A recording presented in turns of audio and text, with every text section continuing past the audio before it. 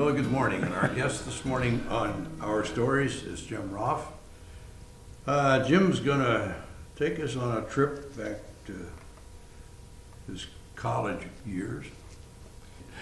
So, Jim, your story takes place in Wyoming, but you're not from Wyoming. No, No. no, I'm from Detroit. So how'd you get to Wyoming? It was an interesting turn of events. I was looking for a graduate school coming out of college in mathematics, and I had visited the mountains my junior year just on a whim. So I applied to every university that was located in the Rocky Mountain region, from Montana down to New Mexico. Wyoming accepted me and offered me money, so I went there. Okay. Now, this incident that kind of spurred this whole thing, that story, began over football players there at the university wanting to show their support for a protest. Yes, yes. The Mormon Church, I have to back up a little bit, was the sole owner of Brigham Young University, and still is as far as I know. There was a policy in the Mormon Church at that time, this is 1969, that banned black folk from any sort of authoritative position in the church at all. They were barred from the priesthood was the technical term, but what that meant is that they couldn't go into the temple, they couldn't participate in marriages or funerals, they couldn't rise up in the church ranks, and the sole reason for that is that they were black, and according to the Mormon teachings, they had the mark of Cain on them. So BYU was in an athletic conference with Wyoming and San Jose State and several other universities, and before the incident that I'm going to talk about, it came to the realization in some of those schools what this policy was. BYU had no black players on any of its athletic teams.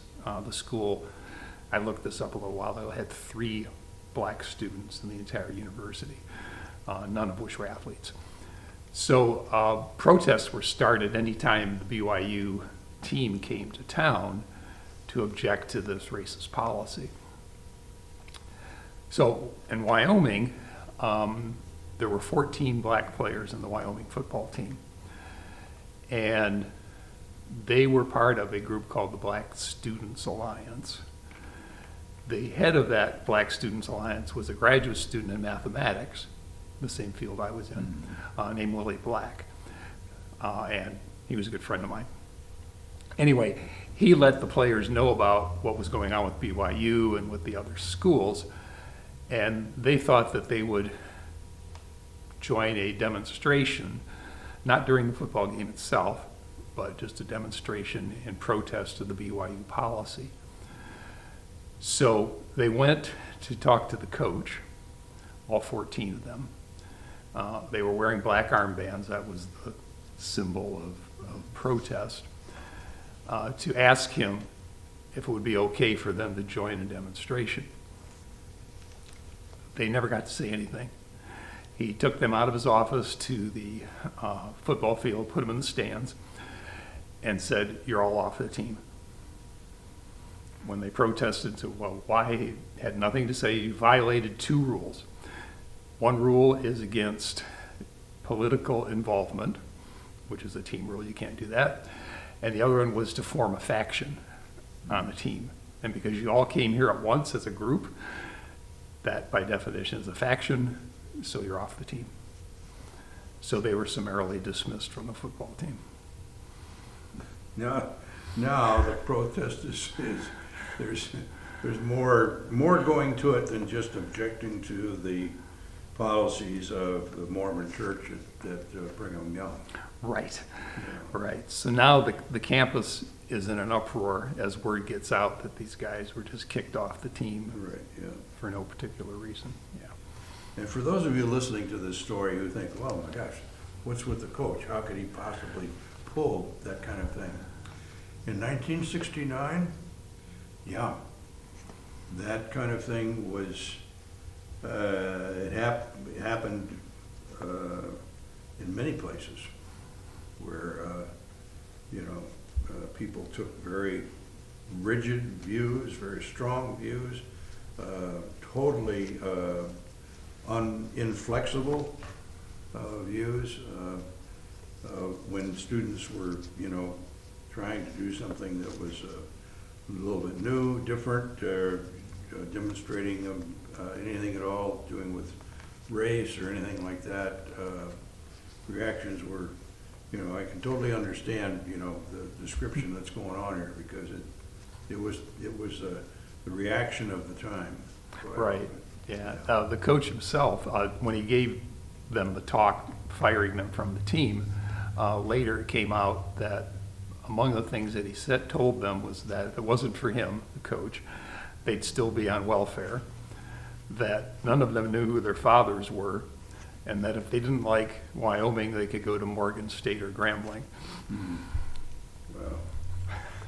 Wow. What about, did this come up with any other coaches in the conference or anything? Or? I believe the San Jose State team, the players refused to participate in a game at BYU, and they were disciplined but not thrown off the team. Yeah. And there were track players from a variety of institutions that did not go to BYU when there was a meet there in protest. Remember, this is a year after the Mexico Olympics, Right. and the famous Black Power salute from our players on the podium.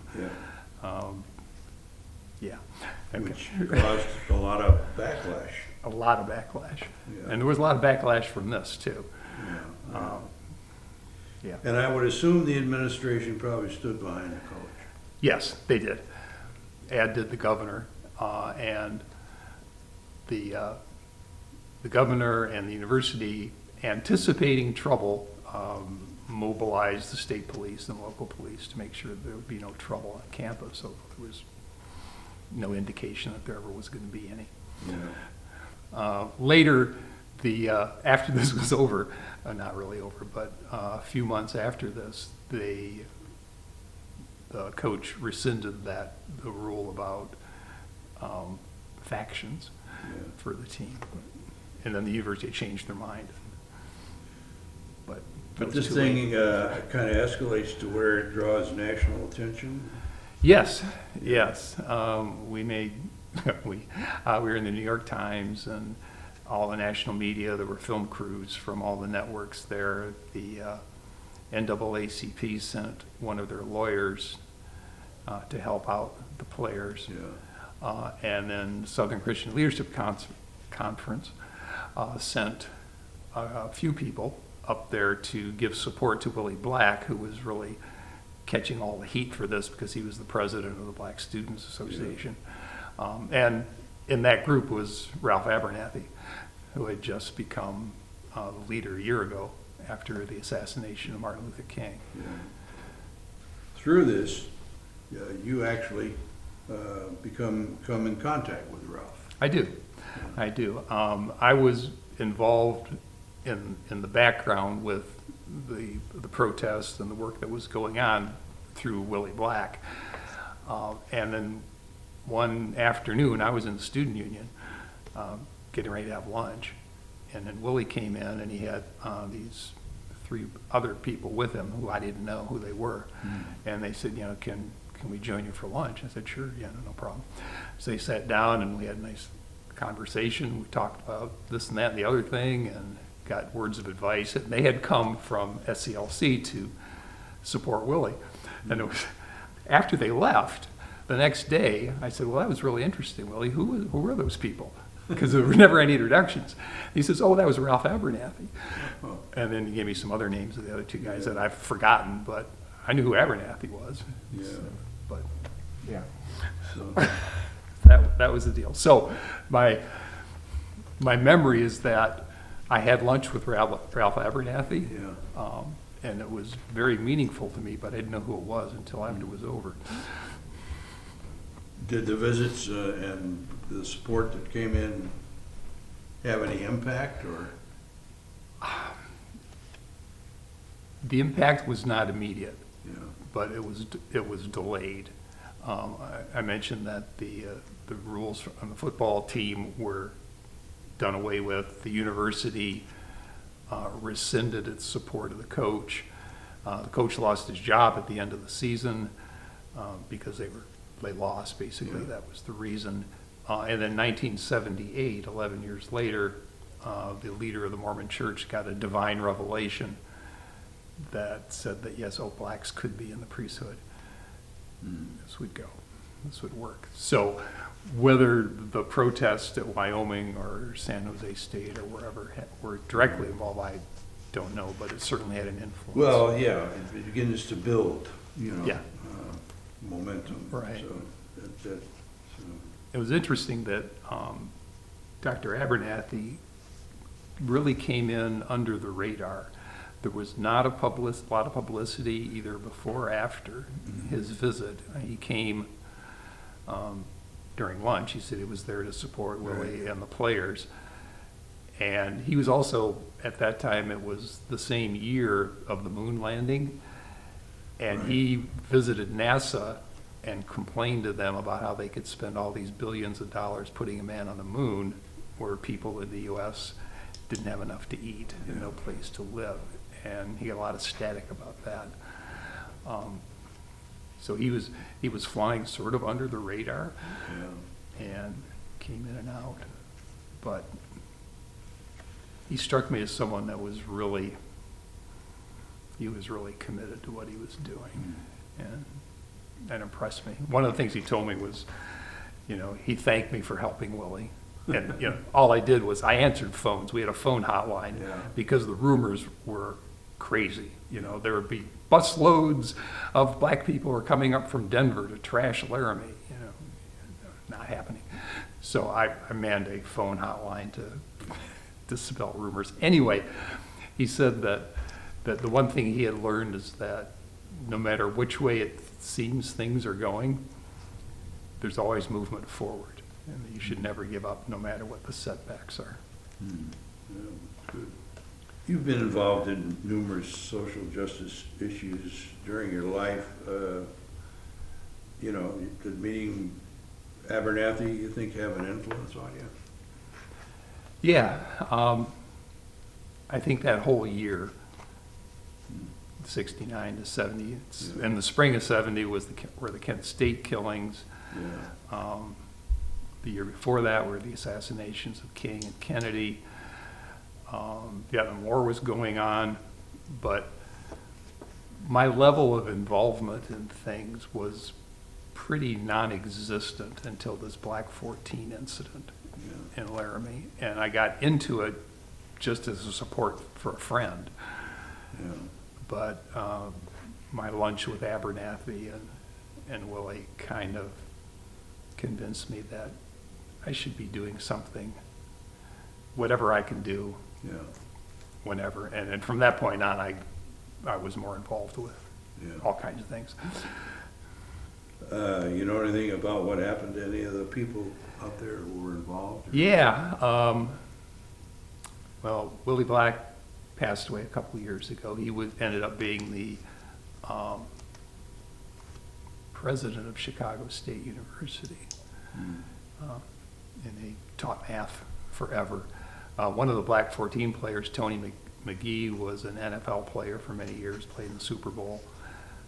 Others became real estate giants, running businesses and so forth. Eaton, the coach, Lloyd Eaton, kind of disappeared, and his family situation fell apart. His wife divorced him, and he ended up the last years of his life in a cabin out in Wyoming. And then he died. He died a few years ago too. But that's all I know, and I haven't kept track of anybody else. I would keep in contact with Willie from time to time. We were both teaching in the Chicago area simultaneously for a while, but other than that, no. And one of the English professors in Wyoming said that he was going to resign if the players were not reinstated. and a businessman in Casper, Wyoming, started announced in the paper that he would pay to relocate any faculty member at the University of Wyoming that wouldn't support the football coach. So, there you go. Yeah. Well, thanks a lot for bringing us that story, and you know, it's interesting to see you know, some of those things and how they developed, and long-term outcomes, you know.